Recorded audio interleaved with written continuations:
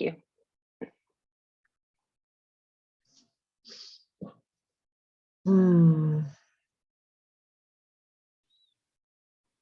I move into the space of quiet within, into that space within that still small voice, but it is that space that is so wide and big, the space that is the presence of the divine. And within this space is all and everything. And as I bring my awareness to the room and to the Zoom room, it is also that space where there is all and everything. We come together tonight to hear the wise words and interesting conversation with our practitioner, Katie. And I'm grateful for the information that comes forward. And I'm grateful for all the participants tonight, and knowing that even those within our circle that are not present, we know that their spirit is right here with us. And so we are grateful for that. No matter where we are and what's happening with the weather and things that take our attention, for this next hour, we are present right here. And it is joyful and it is good. So I give thanks for that and recognize that every word is precious, and every idea and that comes through the conversation is something that each person has desired to know. And so for that, I just say yes, and I release this into the law and know it is good. So it is. So it is. Thank you, Lynn. Well, for those that I don't know very well, my name is Katie O'Byrne. I live in Hot Springs, Arkansas, and I just became a practitioner. Was it this year? No, it was in 2022. We're in a new year. God, you guys, for a second, I was thinking it was fall. And so Myrna and Jack, I don't know if you guys know each other very, very well or have ever met. Not to my knowledge. I was gonna just maybe give you guys. Go ahead, Myrna. Do you want to just do a little introduction? Yeah, I started attending Unity in 2018 or 2019, and then I got introduced to Center for Spiritual Living through a practitioner that was going through and that does music up the East Coast. And I've been attending Center for Spiritual Living by Zoom, and that became my congregation from Sarasota.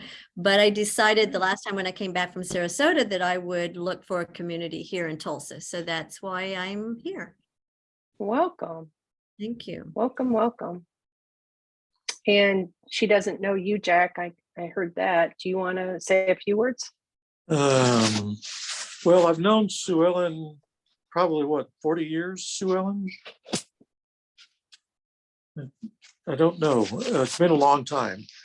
My major contribution was assisting with coming up with the name of Inner Journey.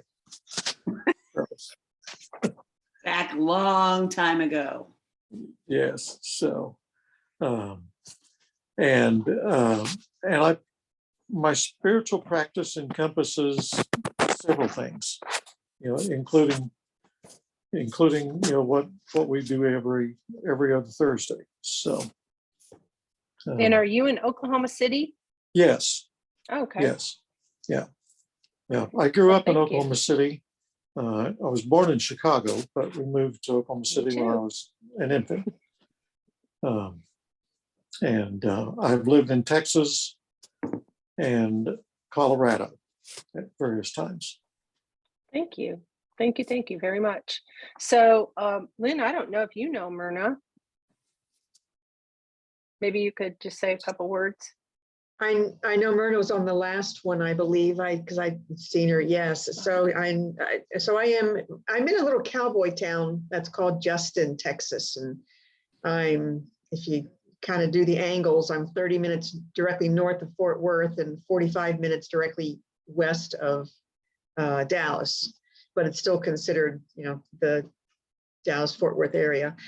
And I've been in Science Mind since 2002, and I was a practitioner in 2008 and became a minister in 2016. And wanted to learn how to do a teaching chapter because I'm kind of remote out here where I am, and asked for any ministers who would give me guidance. And Sue Ellen answered my question, and that's how I found her and have fallen in love, because she's kind of a free spirit the way I'd like to be, and I like that. Thank you. Sue Ellen, I don't know if you and Myrna know each other at all, but We've talked multiple times now. Okay. We have quite a bit in common. You know, she's started with the Sarasota thing, and my kids are in Tampa, and they keep going, when are you moving here? When are you moving here? When are you moving here? And I'm going, well, you know, I don't know that yet, but anyway, so. Well, thank you. She's got some Thank you, interest thank in Cuba, and my daughter-in-law's family is Cuban. So we get some connections there. And, you know, we just kind of interwoven. Yeah. Like we do. This is on this earth. That's what this plane's all about. And Kevin and I go way Great. back, Myrna. Way back. So Yeah, we way can back. pass to Kevin. Kevin, we're just doing a brief intro, just brief.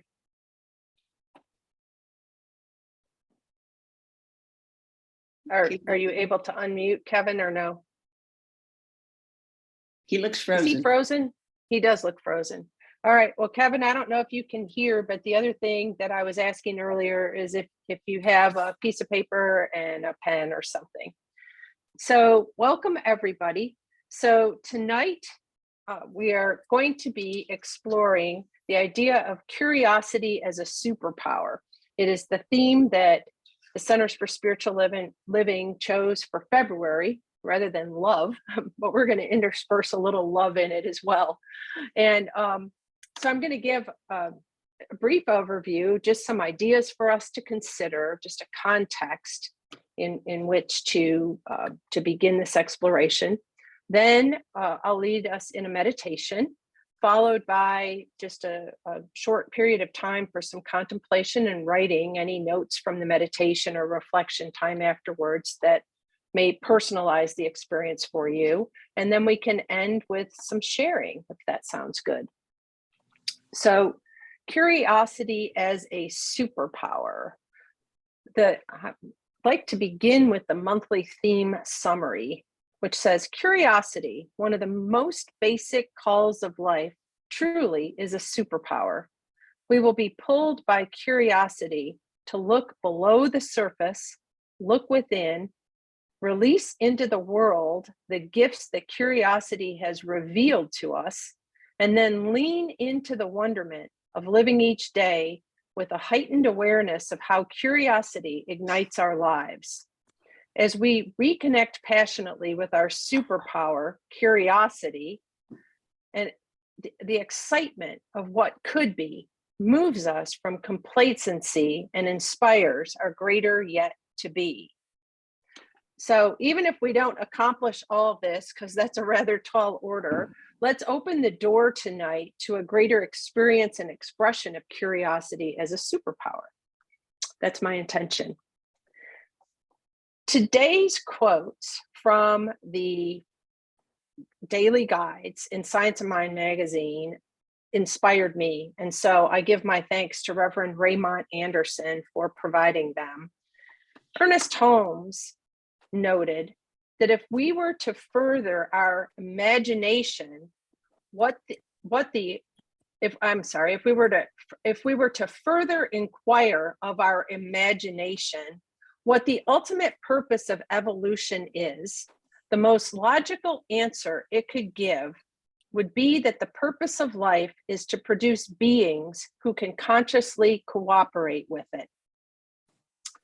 And Albert Einstein said, the important thing is not to stop questioning. Curiosity has its own reason for existence. One cannot help but be in awe when he contemplates the mysteries of eternity of life, and of the marvelous structure of reality.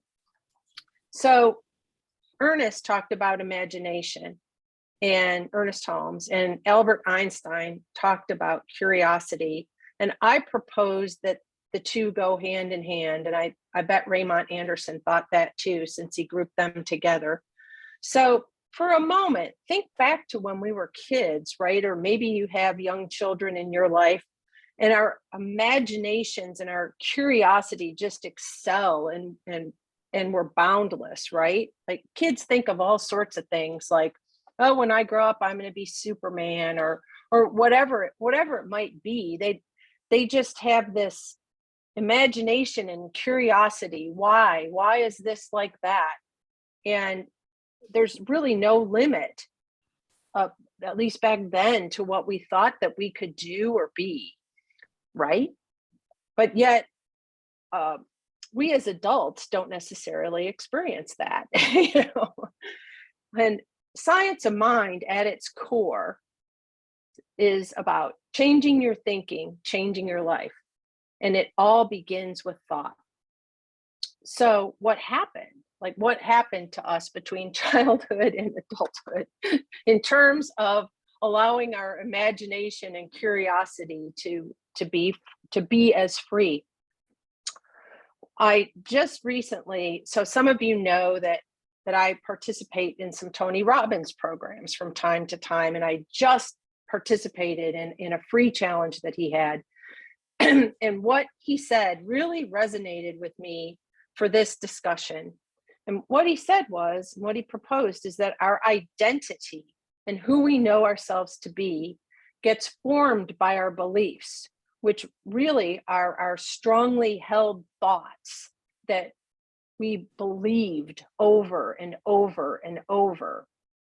And these patterns or habits of thought, they're both positive and also not so positive, right? But regardless, they limit the scope of what we allow ourselves to imagine or be curious about.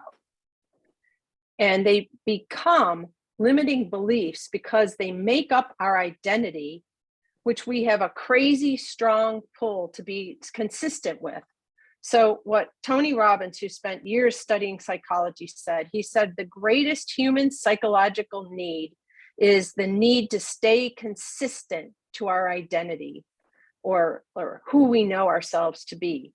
And so why bring this up? And so I bring it up because I believe that this is a massive contributing factor to why we as adults do not explore as freely our curiosity and imagination, not as naturally, because we have these limits of who we know ourselves to be, right? So when that idea comes up, when that thought comes up, perhaps we don't give ourselves that room to explore it quite as freely. So I'd like to just go back for a moment to that overall theme for curiosity as a superpower and just revisit it once again, which was said, curiosity, one of the most basic calls of life, truly is a superpower. As we move through this month, we will be pulled by curiosity to look below the surface, to look within, to release into the world the gifts that curiosity has revealed to us, and then lean in to the wonderment of living each day with a heightened awareness of how our curiosity ignites our lives. As we reconnect passionately with our superpower, curiosity, the excitement of what could be moves us from complacency and inspires our greater yet to be. And this, I give credit to Reverend Beverly Strutt, who wrote the guides this month. And where she says complacency, I'd like to also say disbelief. And so that would then be, as we reconnect passionately with our superpower curiosity, the excitement of what could be moves us from complacence, or from disbelief, and inspires our greater yet to be. So to give us a brief empowering context for our exploration, here's what I propose. Oh, I thought it was, I'm sorry, you guys, I thought it was later than it is. But before we get to that, why don't I just stop here and see whether anybody has any thoughts on what's been shared so far. I thought we were much later time-wise. Oh, I love this topic of curiosity. And when you were talking about like little children asking them what they could do, and you go to kindergarten and you'll say, oh, can you paint? Oh yeah, I can paint. I'm great at painting and I can draw and everything. They could do everything. But as they get older in school, you go to them and ask them, well, can you paint? Oh, I'm not really very good. My brother's good, but I'm not good. Because they start learning that about themselves through other people telling them, oh, you're not really very good at that. So we get this belief system based on what other people are telling us. So just a thought. Well, thank you, Myrna.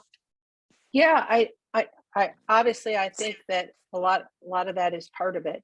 You know what I mean? As to why maybe we don't have that, like when I first heard curiosity as a superpower, I was like, as a superpower? You know what I mean? You know? But yeah, as a superpower, you know. Anybody else have anything right now? What was that Tony Robbins quote again? The greatest psychological need? Yeah, what he said is that it's fascinating that the greatest human psychological need is to stay consistent with our identity of who we know ourselves to be. And like he'll give like it's powerful. It is really powerful when you stop and consider that, because it's like all of those thoughts that we've had that we believe strongly, like really then became our beliefs that really made us up, right? Made up our identity, right? It doesn't make up our totality. It doesn't make up the truth of who we are, but it becomes who we believe ourselves to be. And anything outside that, we may not consider. So when some of those ideas come, if it isn't who we know ourselves to be, we may not enter into that curiosity, that exploration, that imagination as freely. I'm hoping tonight the intention is that perhaps we will begin to develop more of a relationship with our curiosity as a superpower. Nice. Anybody else before I continue on with the context and exploration? Okay, so now I would like to start with a quote from Rumi, oh gosh, I don't know what century, but but the Sufi poet from a long, long time ago who was brilliant. And he said, let yourself be silently drawn by the strange pull of what you really love. It will not lead you astray.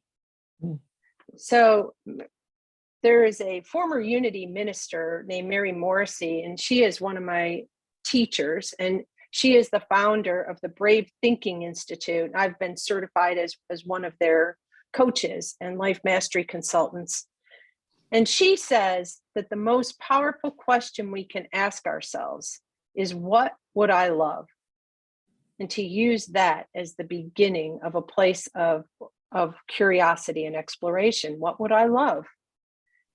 And she also says, and I don't know whether someone else said this before or not, but she says that the first currency of the universe is ideas. Now, Ralph Waldo Emerson, I just love him. And in his essay, Self-Reliance, and I know I've used this quote before, but I just love it.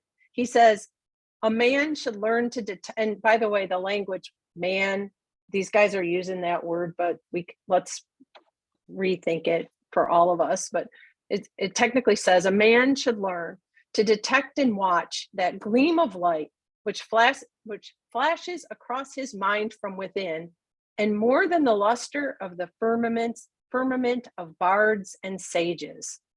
Yet he dismisses without notice his thought, because it is his. In every work of genius, we recognize our own rejected thoughts. they come back to us with a certain alienated majesty. I just love that. I just love that. And isn't it true? And we could insert ideas for thoughts, you know, in every work of genius, we recognize our own rejected ideas, right? They come back to us with a certain alienated majesty. Anyway, I just love that one. And it just goes to show it so is, can be very strongly that way. So Rumi saying, let yourself be silently drawn by the strange pull of what you really love. It will not lead you astray.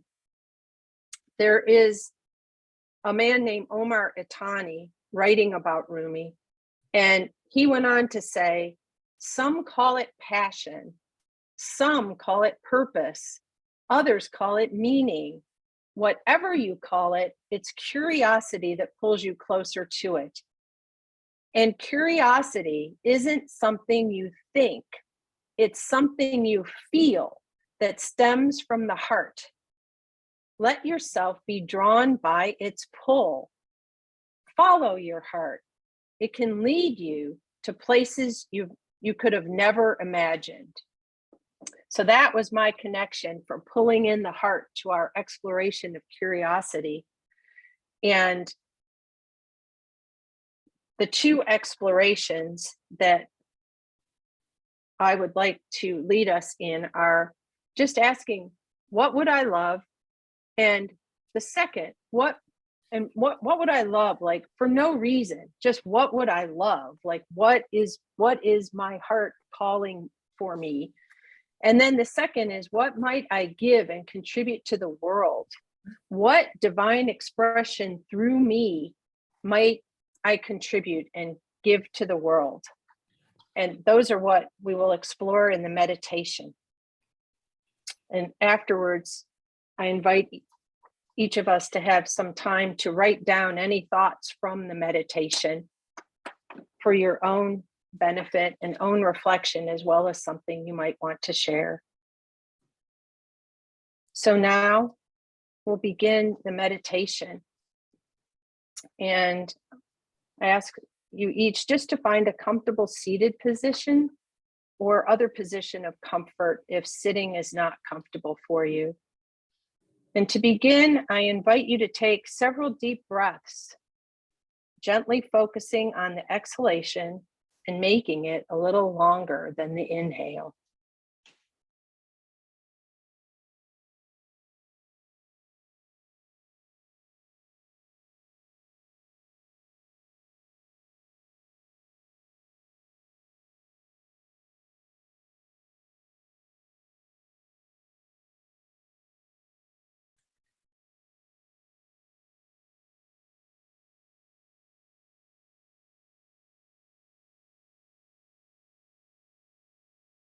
Now, take a deep inhalation. As you release, allow your body and mind to relax and let go. Allow any anxiousness or other sense of discomfort to dissolve. In this moment, we're not striving for anything in the future. Be here now.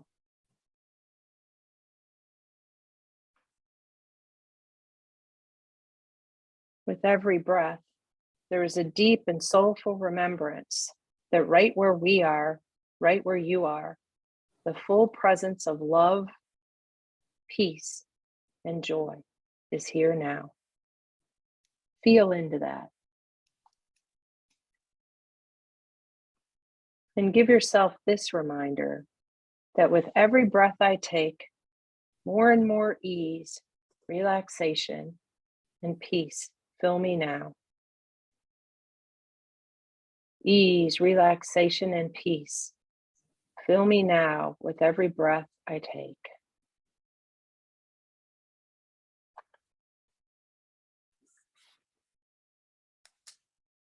Now continuing with your eyes closed, body and mind relaxed, think about a moment, any time in your life where you absolutely felt at peace and there was tremendous joy moving through you. A time when you felt powerfully in the flow of life, doing something you love, something you had curiosity and passion for, something that maybe felt like play, you enjoyed it so much, something you were good at. It doesn't matter when this was, childhood, adolescence, early adulthood, midlife, recently. We are striking the mystic chord of memory so that it's becoming active now. So just think of such a moment. See what you see, hear what you hear, feel what you feel, and sense what you sense. Bring your whole being into the feeling tone of that moment of peace, joy, and power. Do it now.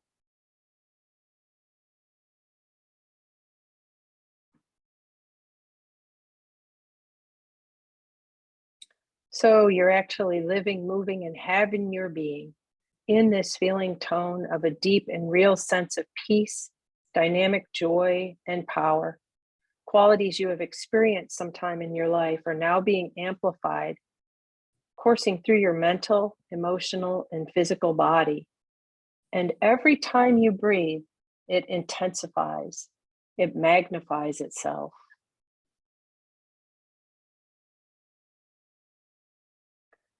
Now, from this space, this sense of relaxation, this deep sense of joy, peace, and power, I'm going to invite you into the silence. I will ask some questions throughout and invite you to continue to relax, breathe, and listen.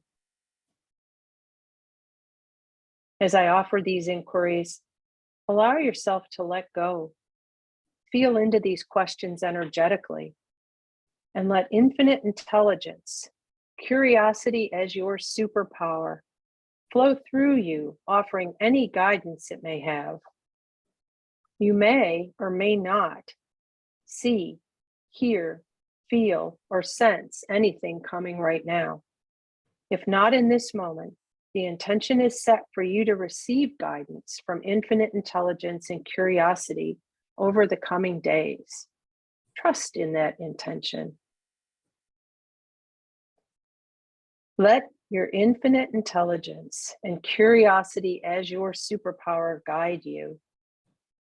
And make a mental note of anything you see, hear, feel, or sense.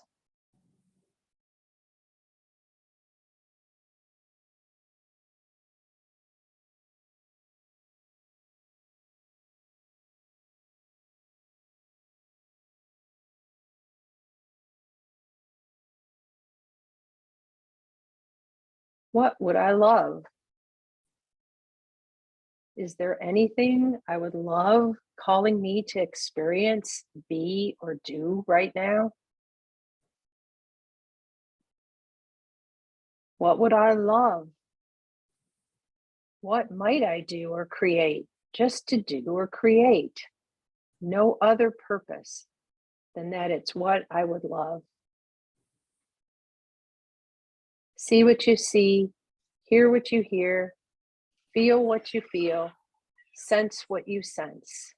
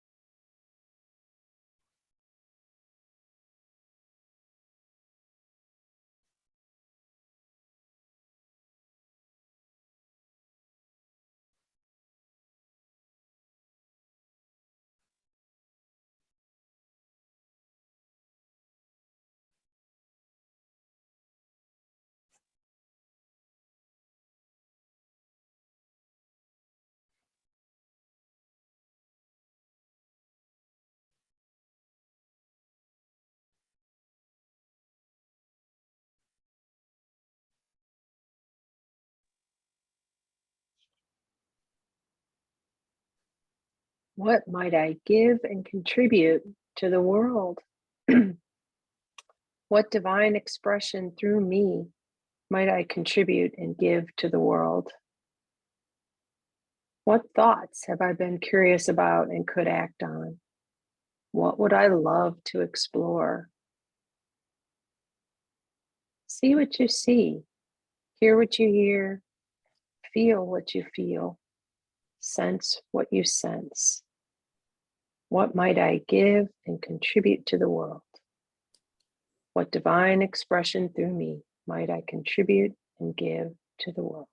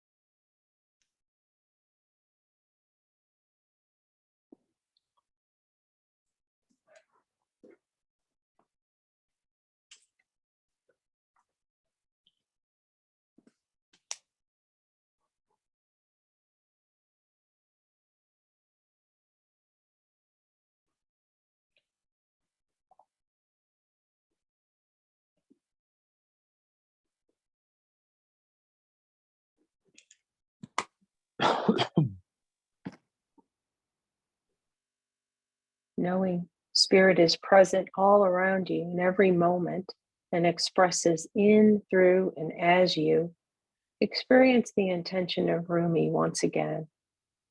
Let yourself be silently drawn by the strange pull of what you really love. It will not lead you astray. And a new intention. Let the beauty of what you love be what you do. Feel into this now, alive, awake, and aware in spirit, knowing that in these precious moments together, you have been freed from all distractions to the truth of your being and are now open to curiosity as your superpower. You are peaceful, powerful, and joyful. Your life is speaking and unfolding with your pure love and expression. Feel it and know that it is so now. And as you do so, allow your energy to begin to slowly come back by taking several breaths, focusing more fully on the inhale each time.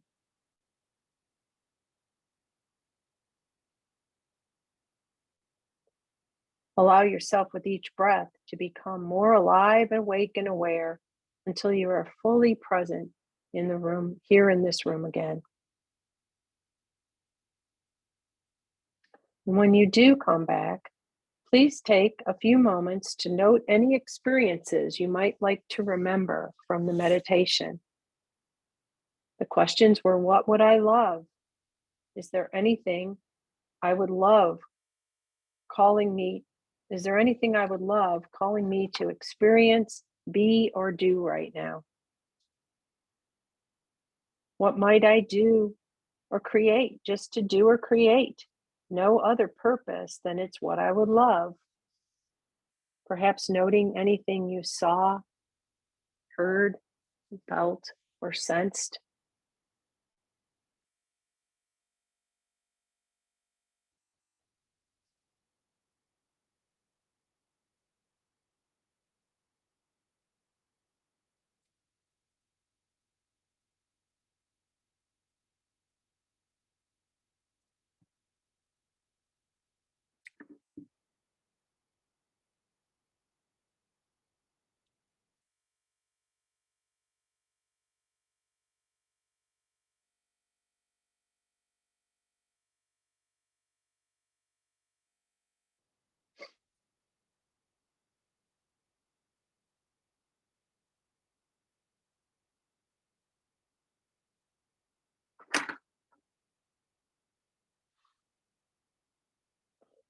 And our other question was, what might I give and contribute to the world? What divine expression through me might I contribute and give to the world? What have I been curious about and could act on? What would I love to explore? Perhaps noting anything you saw, heard, felt, or sensed.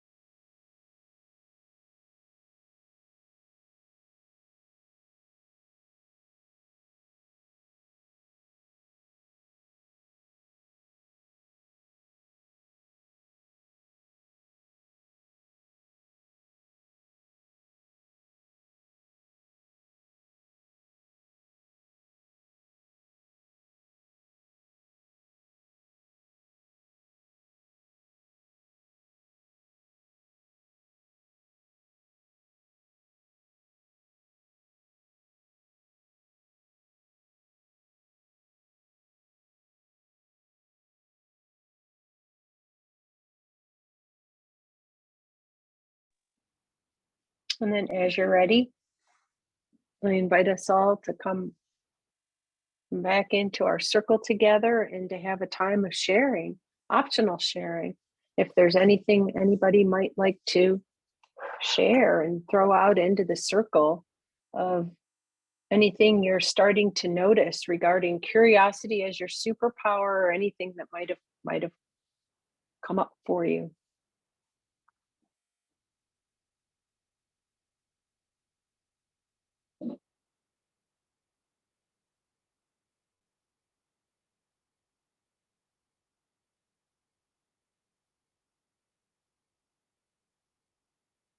I invite us all just to jump.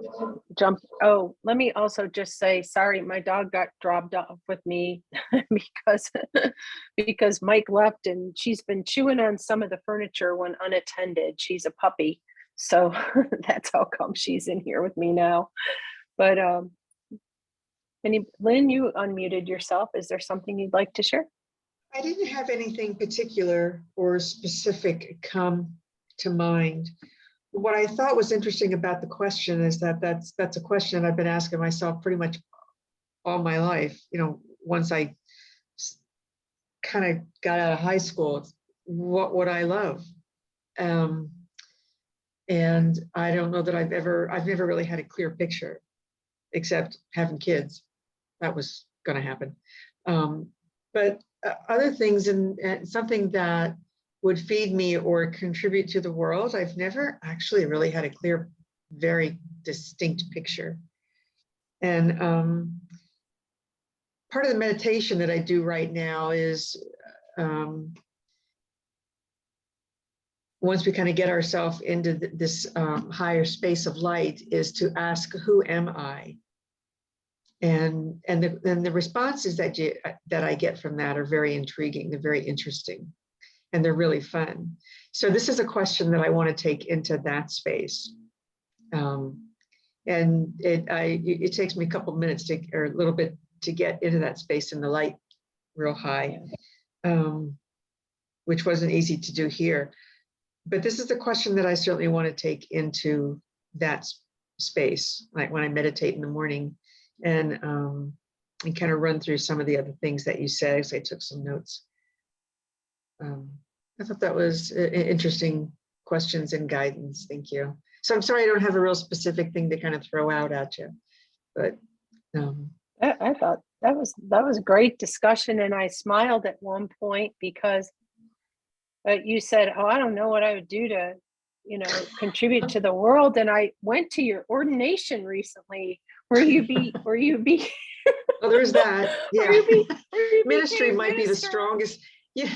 And so I was like, her ministry. Well, being a minister, You're- yeah, that you pulled me you are along. a That was like one of those contribution. hooks that kind of pulls you off stage, kind of pulled me right through there. I mean, just literally And that it just pulls you in. But you said yes to it. yeah, but it is that thing about like what even within ministry, but what is that one thing that that one special thing, what's my niche? I haven't found my niche. That's the thing. Okay. Um, I haven't found my niche either, but here's my answer that came out of this. Yeah. Is that what I can give to the world is love, and to be the very best me that I can be, because nobody else can be me. So if I'm the very best me, that's all I need to worry about. And the very best me then means that I'm leading things when I need to lead, that I'm supporting people when they need support, that I'm sharing love when people need love. That's who I am. Thank you, And Sue Ellen. it's That's more than beautiful. enough. It's good. The day I you. was working with the Rotarians, that's something I started doing a few years ago. And I took them through the MAD experience. It's called Make a Difference experience. And it will get you so energized on a mission that I would love to take you through it, Lynn and Sue Ellen. And I've just been so excited today because I got to do what I love to do, and was presenting this program and teaching and leading the group and watching them just like go to work on this, their passion. And they loved it. You could tell everybody was just so energized by the work that they're going to be doing. And they weren't all, they're Rotarians, and usually we're told like, oh, we're going to do this project or that. Today they got to choose. And that was so exciting for them. And Myrna, what's MAD stand for? Make a difference.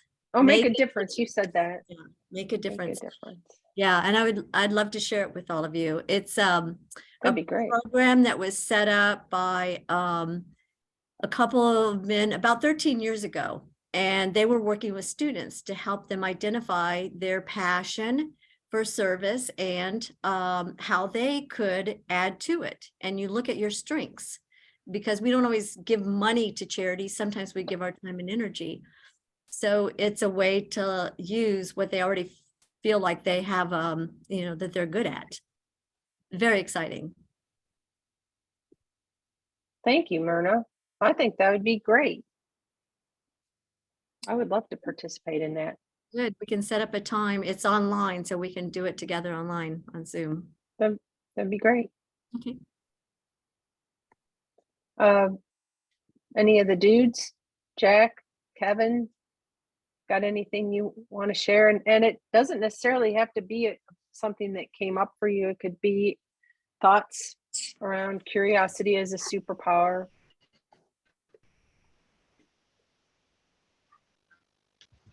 Clearly, I'm having a lot of trouble with Zoom tonight, so in and out. But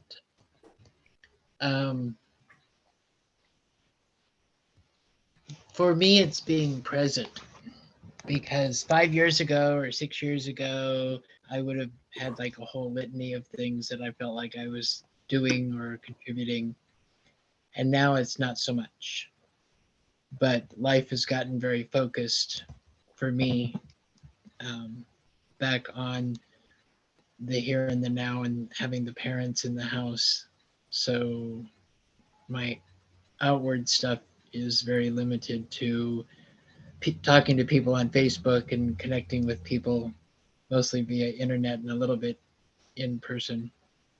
So I don't feel that I am contributing as much as I used to be, but I'm still contributing in a different way. Sue Ellen put it really well because just being me and showing up when I need to and when people ask, because they still do ask, and making time even when I'm pressed for time with the parents and everything being here. It's just showing up and being present for whatever shows up in my life that is mine to deal with for myself or for others.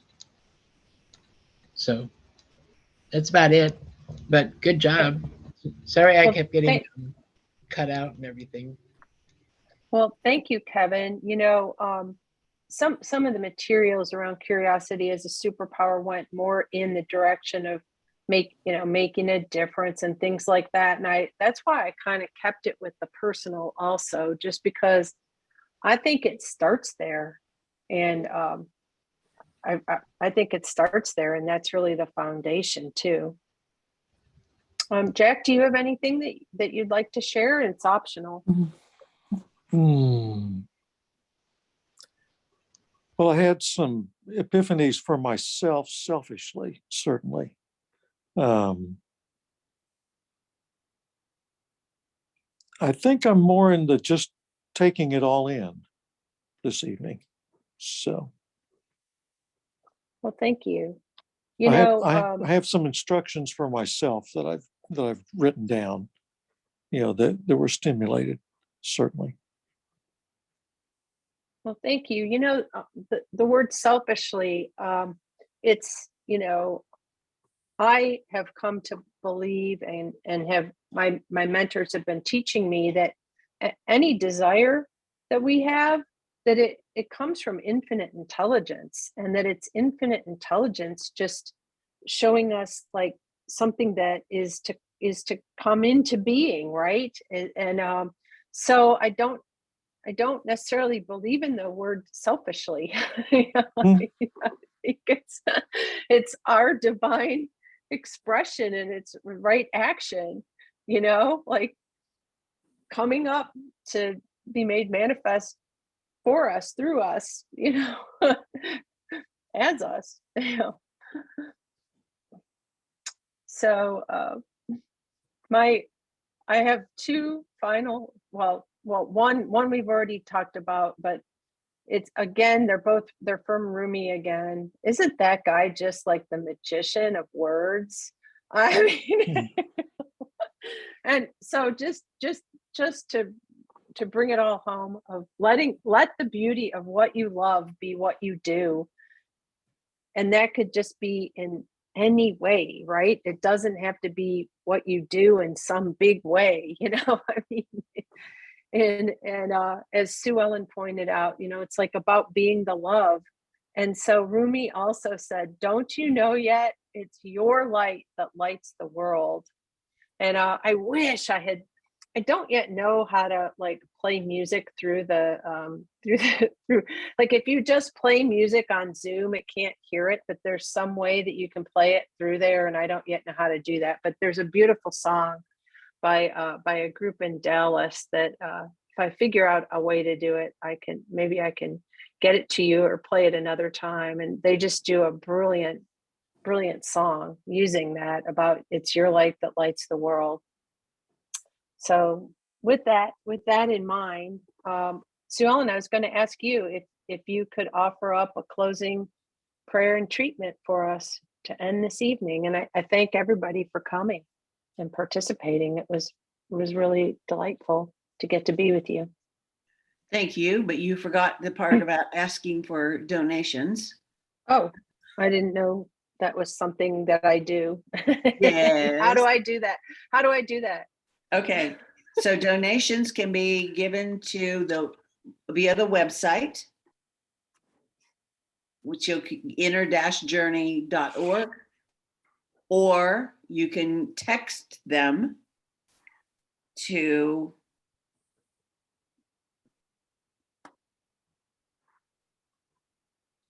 whoops, didn't work if you don't type it right, Sue.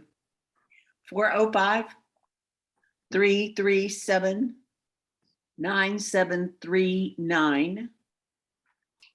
And Katie's word is vision.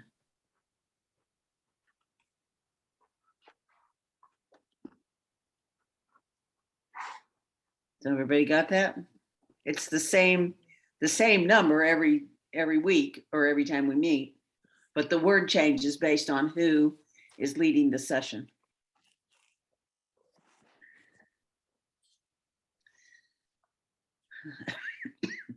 So I take a breath.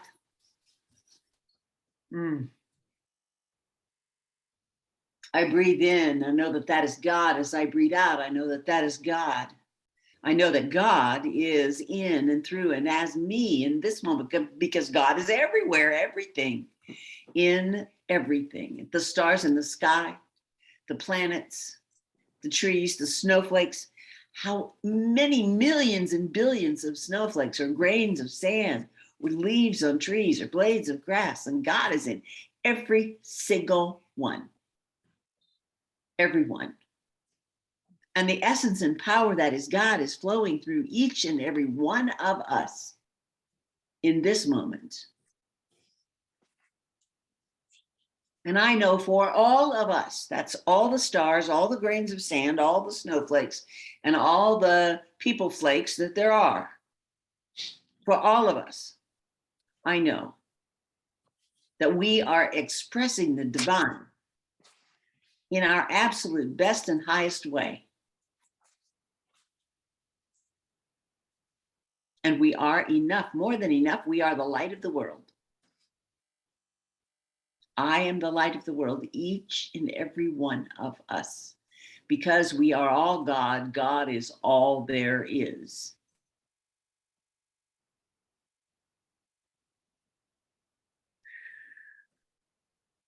And my heart is grateful for this opportunity to be in this meeting, for these people who have attended, for Katie who has led this discussion, for all of the good unfolding here and now, for the love in our hearts that goes with us as we leave this session and move on to the rest of our day, to the rest of our week, to the rest of our month, until we meet again.